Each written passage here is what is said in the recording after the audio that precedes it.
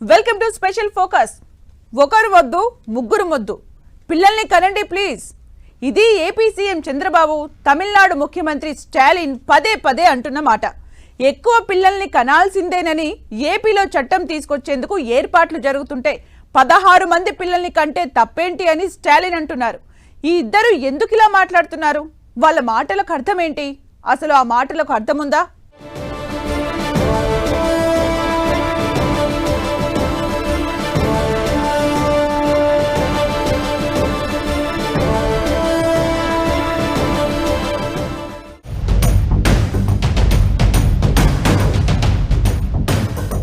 ఎక్కువ పిల్లల్ని కనాల్సిందే అంటున్న చంద్రబాబు, 16 మంది పిల్లల్ని కనండి అంటున్న స్టాలిన్.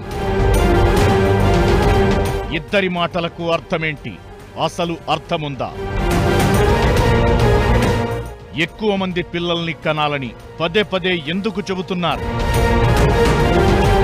పిల్లల్ని కనకపోతే దక్షిణాదికి జరగబోయే నష్టం ఏంటి? పిల్లల్ని కనండి ప్లీజ్ అని చంద్రబాబు అంటుంటే మనకు 16 మంది అని స్టాలిన్ పిలుపునిస్తున్నారు. పిల్లల్ని కంటేనే మనం బాగుంటాం, దేశం బాగుంటుందని పిలుపునిస్తున్నారు. ఏపీ సర్కార్ ఓ అడుగు ముందుకేసి ఇద్దరికంటే ఎక్కువ సంతానం ఉన్నవారిని స్థానిక సంస్థల ఎన్నికల్లో పోటీ చేసేలా చట్టం తీసుకొచ్చేందుకు సిద్ధమవుతోంది. ఇద్దరు సీఎంల మాటలు ఇప్పుడు దేశవ్యాప్తంగా కొత్త చర్చకు తెరదీశాయి. ఏపీలో వృద్ధ జనాభా పెరుగుతోంది. ఇది ఇలానే కంటిన్యూ అయితే భవిష్యత్లో పనిచేసేందుకు మానవ వనరులు తగ్గే ప్రమాదముంది. రాష్ట్రం కోసం విజన్ 2047 అంటున్న చంద్రబాబు పిల్లల్ని కనాల్సిందేనని పిలుపునిస్తున్నారు. భవిష్యత్లో దక్షిణాది రాష్ట్రాల్లో జనాభా తగ్గుదల కారణంగా పార్లమెంటు సీట్లు కూడా తగ్గే ప్రమాదముంది. ఇలా జరగొద్దు అంటే కొత్త దంపతులు 16 మంది పిల్లలను ఎందుకు కనకూడదు అని నవ్వుతూ ఓ మాట అనేశారు స్టాలిన్.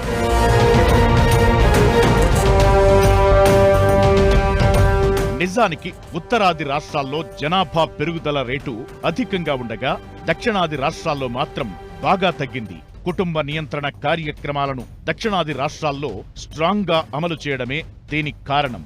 2011 జనాభా లెక్కల నాటికే ఉత్తర దక్షిణాది రాష్ట్రాల మధ్య సమతౌల్యం దెబ్బతింది. దీంతో ఆర్థిక సంఘం సిఫార్సుల్లో దక్షిణాది రాష్ట్రాలు తమ వాటాను కోల్పోయామన్న భావన వ్యక్తమవుతోంది. ఈ ప్రమాదాన్ని పసిగట్టిన చంద్రబాబు 10 ఏళ్ల క్రితం నుంచే జనాభా పెంపు గురించి చెబుతుండగా ఇప్పుడు ఆయనకు స్టాలిన్ స్వరం యాడ్ అయింది. అటు ఏపీలో జనాభా తగ్గిపోతోంది. ఒక్కో కుటుంబంలో యావరేజీ సభ్యుల సంఖ్య 3.7కి పడిపోయింది. ఇది జాతీయ సగటు కంటే చాలా తక్కువ. నేషనల్ యావరేజీ 4.3గా ఉండగా ఏపీ పక్కనే ఉన్న కర్ణాటకలో ఒక్కో కుటుంబంలో 4.3 సభ్యులు, తెలంగాణలో 4.1, తమిళనాడులో 4.1, కేరళలో 3.8 మంది సభ్యులు ఉన్నారు. దక్షిణాదిలో అన్ని రాష్ట్రాల కంటే సగటున కుటుంబ సభ్యుల సంఖ్య తక్కువ ఉంది ఏపీలోనే. ఉత్తరాది రాష్ట్రాలు జనాభాలో కొత్త రికార్డులు క్రియేట్ చేస్తున్నాయి.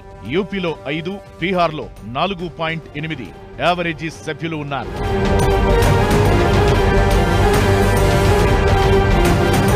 దక్షిణాదిలో జనాభా పెరుగుదల ఆగిపోవడంతో పార్లమెంట్లో ప్రాతినిధ్యం తగ్గుతోందనే ఆందోళనలు కనిపిస్తున్నాయి. చంద్రబాబు, స్టాలిన్ చెబుతోంది అదే. 2011తో పోలిస్తే 2036 నాటికి దేశ జనాభా 31.1 కోట్లు పెరుగుతుంది. ఇందులో సుమారు 17 కోట్ల జనాభా బీహార్, ఉత్తరప్రదేశ్, మహారాష్ట్ర, వెస్ట్ బెంగాల్, మధ్యప్రదేశ్లోనే. ఇది మొత్తం పెరిగిన జనాభాలో సుమారు 54%. ఏపీ, ఆంధ్రప్రదేశ్, తెలంగాణ, కేరళ, తమిళనాడు, కర్ణాటకల్లో పెరిగే జనాభా 2.9 కోట్లు. అంటే ఇది మొత్తం పెరిగిన జనాభాలో కేవలం 9%. జనాభా సంఖ్య ఆధారంగా అసెంబ్లీ, లోక్సభ నియోజకవర్గాల సంఖ్య ఉంటుంది. ఆ సంఖ్య తగ్గితే రాజకీయ బలం తగ్గిపోతుంది. ప్రాతినిధ్యం తగ్గితే పార్లమెంట్లో మన సమస్యలను లేవనెత్తడానికి ఉత్తరాది ఎంపీలను బతిమలాడుకోవాల్సి ఉంటుంది. పైగా కేంద్రం నుంచి వచ్చే నిధుల విషయంలోనూ అన్యాయం ఎదురయ్యే అవకాశముంటుంది. ఇవన్నీ జరగొద్దు అంటే జనాభాను పెంచడమొక్కటే మార్గం. పిల్లల్ని కనండి, జనాభా పెంచండి అని పిలుపునిస్తోంది కూడా అందుకే.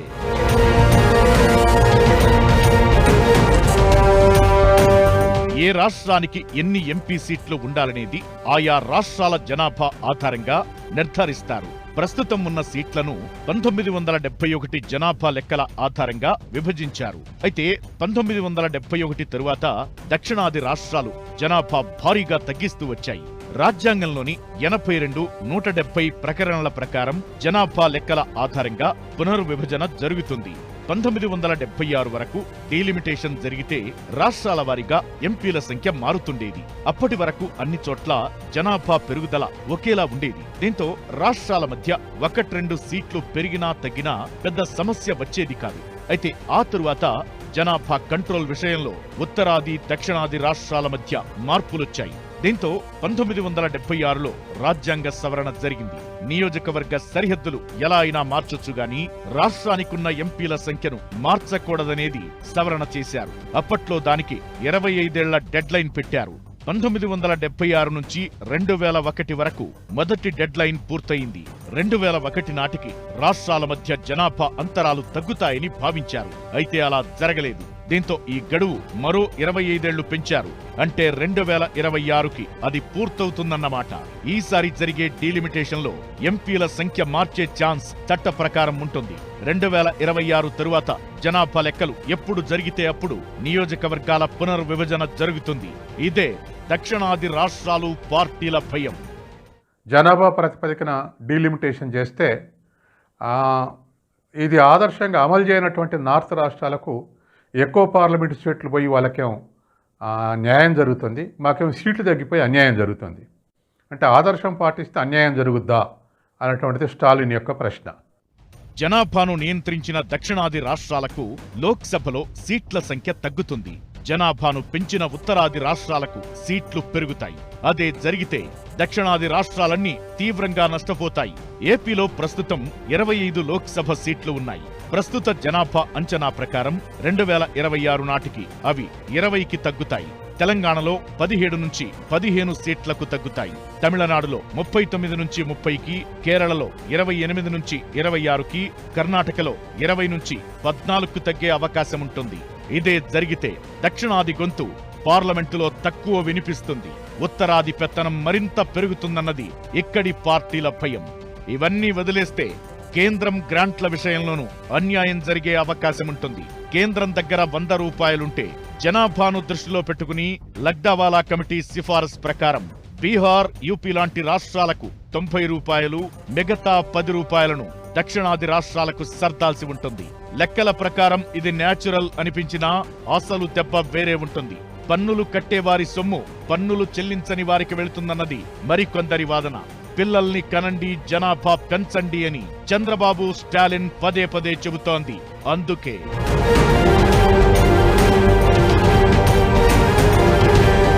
రాష్ట్రాల ప్రయోజనాలు, నియోజకవర్గ పునర్విభజన దృష్టిలో పెట్టుకుని చంద్రబాబు, స్టాలిన్ ఇలాంటి వ్యాఖ్యలు చేశారు. అయితే జనాభా పెరుగుదలపై మాట్లాడేటప్పుడు జీవన ప్రమాణాల గురించి కూడా ఆలోచించాలని మరికొందరు సూచిస్తున్నారు. ఉద్యోగ, ఉపాధి అవకాశాలు, నాణ్యమైన విద్య అందించినప్పుడే జనాభా పెరిగినా ఇబ్బందులు తలెత్తవు. సంపన్నులు ఎంతమంది పిల్లలను కన్నా వారిని చక్కగా చూసుకునే సామర్థ్యం ఉంటుంది. ఓ పేద జంట 4 పిల్లలని కంటే పోషించడానికే ఇబ్బందులు పడాలి. ఆ పిల్లల జీవన విద్యా ప్రమాణాల సంగతేంటని ప్రశ్నిస్తున్నారు. ఉత్తరాది రాష్ట్రాల్లో జనాభా భారీగా పెరిగింది. అదే సమయంలో నిరక్షరాస్యత పెరిగింది, పేదరికం పెరిగింది. పిల్లల్ని కనండి అని పిలుపునిచ్చే ముందు బీహార్, యూపీ లాంటి రాష్ట్రాల్లో దారుణ పరిస్థితులను దృష్టిలో పెట్టుకుని మాట్లాడాలని సూచిస్తున్నారు.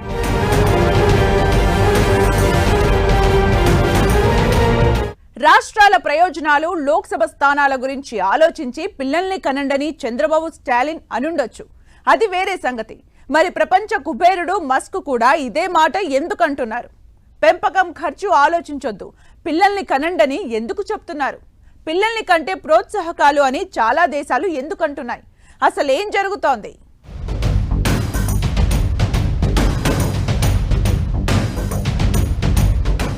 పిల్లల్ని కనండి, కుటుంబాన్ని పెంచుకోండి. మస్క్ కొత్త పిలుపు వెనక ఆంతర్యం ఏంటి? పిల్లల్ని కంటే చాలా దేశాల్లో ప్రోత్సాహకాలు.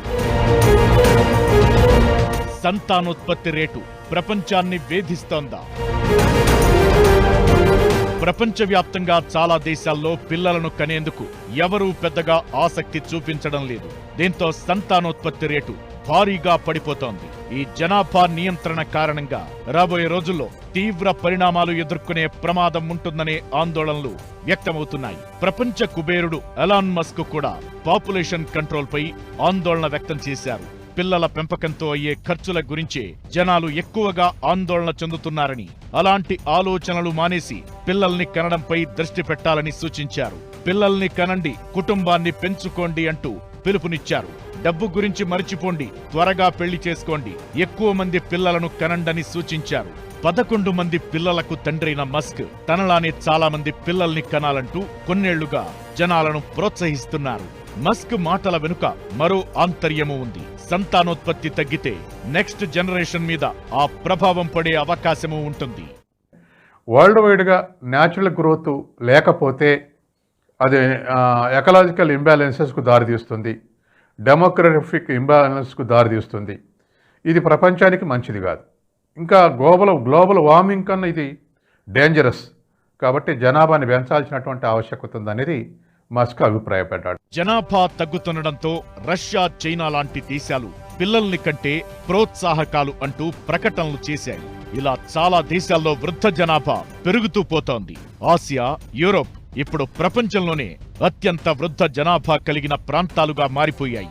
65 ఏళ్లు పైబడిన వారు ఎక్కువ మంది ఆయా దేశాల్లో నివసిస్తున్నారు.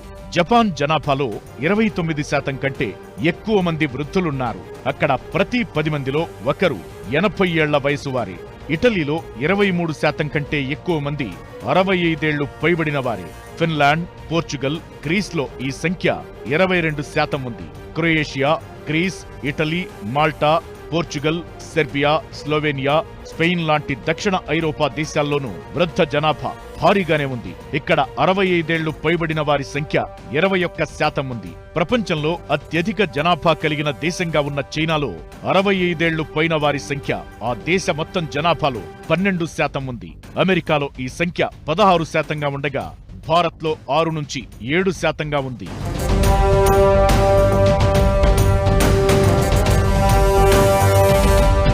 65 ఏళ్లు మించిన వయసు ఉన్నవారు ప్రస్తుతం 17 దేశాల్లో దాదాపు 20% మించి ఉన్నారు. ఇదే ఇప్పుడు అభివృద్ధి చెందిన దేశాలను టెన్షన్ పెడుతోంది. నార్త్ అమెరికా, పశ్చిమ యూరోప్, జపాన్ లాంటి దేశాల్లో సంతానోత్పత్తి భారీగా పడిపోయింది. వృద్ధుల సంఖ్య అంతకంటే భారీగా పెరిగిపోయింది. 2020లో ప్రపంచవ్యాప్తంగా దాదాపు 73 కోట్ల మంది 65 ఏళ్ల వయసు మించిన వారు ఉన్నారు. 2050 నాటికి అది డబుల్ అయ్యే అవకాశం ఉంటుందనే అంచనాలు ఉన్నాయి. సంతానోత్పత్తి తగ్గి వృద్ధాప్య జనాభా పెరగడం దేశాల మీద చాలా రకాలుగా ప్రభావం చూపించే అవకాశం ఉంటుంది. ఇప్పటికే మ్యాన్ పవర్ తగ్గిపోయి చాలా దేశాలు ఇబ్బందులు పడుతున్నాయి. అలాంటిది ఇప్పుడు సంతానోత్పత్తి తగ్గిపోతే భవిష్యత్ మరింత భయంకరంగా ఉంటుంది. మస్క్ లాంటి వాళ్లే పిల్లల్ని ఎక్కువ మందిని కనండి అని చెప్పేది అందుకే.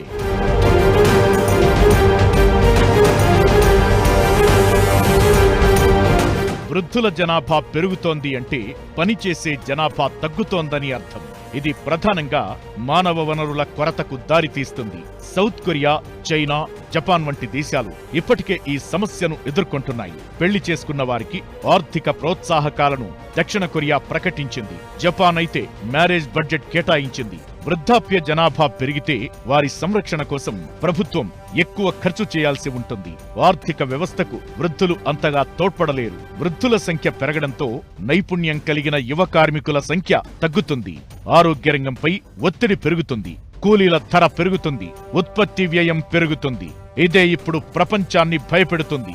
అందుకే వ్యాపారంలో అన్నీ తెలిసిన మస్క్ ఎక్కువ మంది పిల్లల్ని కనండి, మంచి భవిష్యత్కు బాటలు వేయండని పదే పదే చెబుతున్నాడు.